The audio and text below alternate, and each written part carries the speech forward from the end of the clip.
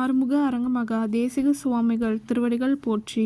தவத்திரு குருநாதர் ஆசியால் அகத்தியர் சன்மார்க்க சங்கம் தூத்துக்குடி கிளை சங்கத்தின் சார்பாக 5/2/2026 தூத்துக்குடி தெப்பக்குளம் மாரியம்மன் கோவில் வளாகம் மற்றும் அரசு மருத்துவமனை வளாகத்தில் பசித்தோர் சுமார் 350 நபர்களுக்கு தக்காளி சாதம் சிறப்பாக வழங்கப்பட்டது.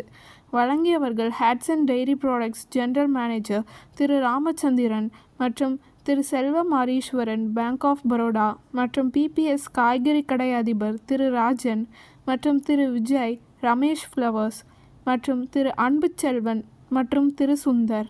அன்னதானத்திற்கு பொருளுதவி செய்தவர்களும் தொண்டு செய்தவர்களும் அவர்கள் குடும்பத்தாரும் எல்லா வளமும் பெற்று சிறப்புடன் வாழ வேண்டுகிறோம்.